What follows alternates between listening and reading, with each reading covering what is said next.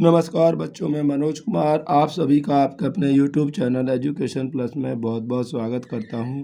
तो बच्चों आइए आपके लिए हम यहां पर बोर्ड परीक्षा 2024 में होने वाले हिंदी के पेपर के लिए कुछ महत्वपूर्ण प्रश्न लेकर आए हैं।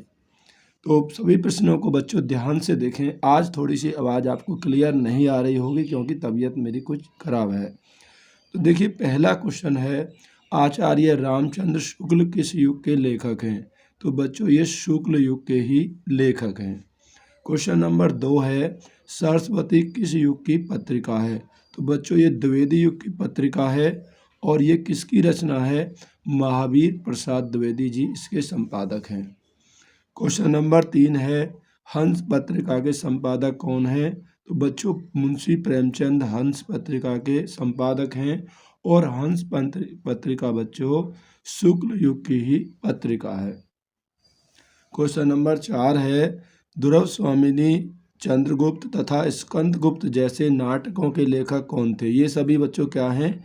ये नाटक विधा की रचनाएं हैं और इनके लेखक हैं जयशंकर प्रसाद। ठीक है। कलम का सिपाही की विधा, यहाँ बच्चों विधा पूछा है तो कलम का सिपाही जीवनी विधा की रचना है और बच्चों किसकी रचना है?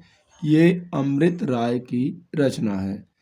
क्वेश्चन नंबर 6 है, रीति काल का दूसरा नाम क्या है? बच्चों इसका दूसरा नाम है श्रृंगार काल। क्वेश्चन नंबर 7 है, महादेवी वर्मा किस युग की कवियत्री हैं?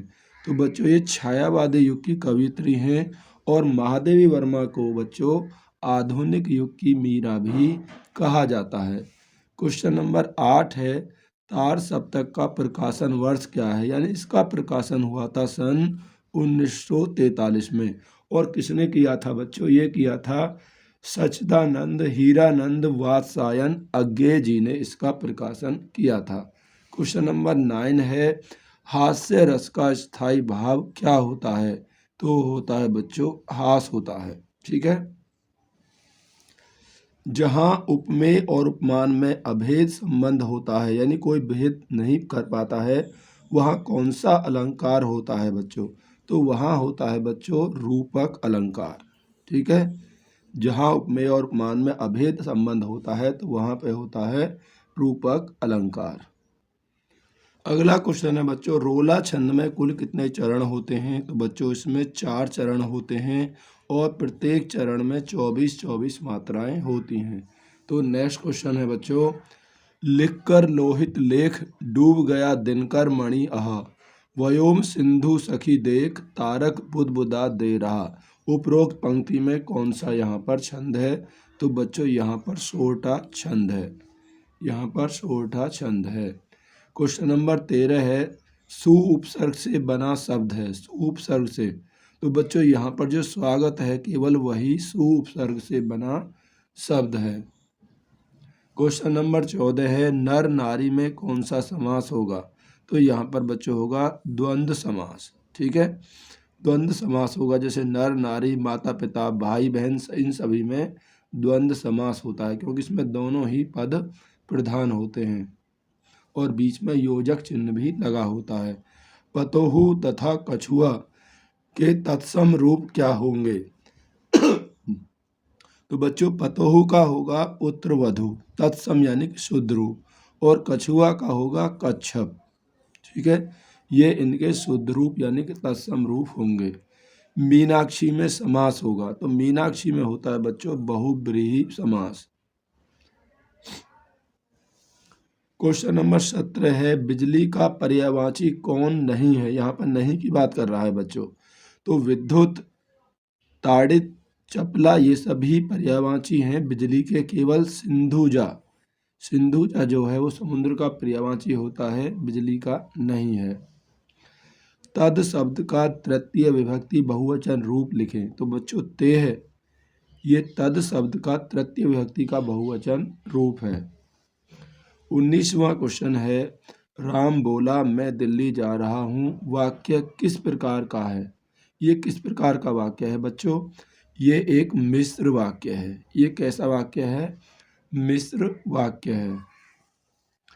क्वेश्चन नंबर 20 में देखेंगे, सफ़ेद घोड़ा तेज भागता है, रेखांकित पद का परिचय। रेखांकित यहाँ पर बच्चों सफ़ेद के नीचे है। यहाँ पर घोड़े की विशेषता बता रहा है कि ये सफ़ेद है। तो ये एक तो हो गया विशेषण, और कौन सा विशेषण है? गुणवाचक विशेषण है। घोड़ा पुल्लिंग है तो ये पुल्लिंग हो गया, और एक वचन, क्योंकि घोड़ा एक वचन है और जिसकी विशेषता बताता है वो होता है विशेष्य। तो घोड़ा जो होगा यहाँ पे बच्चों विशेष्य हो जाएगा। इस प्रकार से क्वेश्चन आपसे पूछे जाएंगे बच्चों। क्वेश्चन नंबर 21 क्वेश्चन नंबर 21 है बच्चों, वन पथ पर कविता किस कृति से संबंधित है? किस रचना से संबंधित है? तो बच्चों ये है कवितावली से। और कवितावली किसकी रचना है? ये तुलसीदास जी की रचना है। आज बच्चों तबीयत ज़्यादा ही खराब है, थोड़ा सा आप ध्यान से समझ लीजिए। रासो ग्रंथों की भाषा क्या है? तो इनकी जो भाषा है बच्चों वो डिंगल है, ठीक है नहीं। कलकत्ता से पीकिंग किस विधा की रचना है? क्वेश्चन नंबर 23 है, कलकत्ता से पीकिंग किस विधा की रचना है? तो बच्चों एक यात्रा वृत्तांत है। ये एक यात्रा वृत्तांत है। और किसकी है ये? भगवत शरण उपाध्याय जी की रचना है। भगवत शरण उपाध्याय। क्वेश्चन नंबर 24 है, कवि मृत्यु का स्वागत किस प्रकार से करने को कहता है? ऐसे क्वेश्चन पूछे जाएंगे तो बच्चों वो निर्भय होकर मृत्यु का स्वागत करने को कहता है। क्वेश्चन नंबर 25 बच्चों आपके लिए है कि सूरदास के गुरु का क्या नाम था, यानी सूरदास के गुरु कौन थे? तो इसका आंसर आप मुझे बच्चों कमेंट करके बताएंगे। तो इस वीडियो में बच्चों हमने 25 प्रश्नों को रखा है। वीडियो देखने के लिए आप सभी का बहुत बहुत धन्यवाद।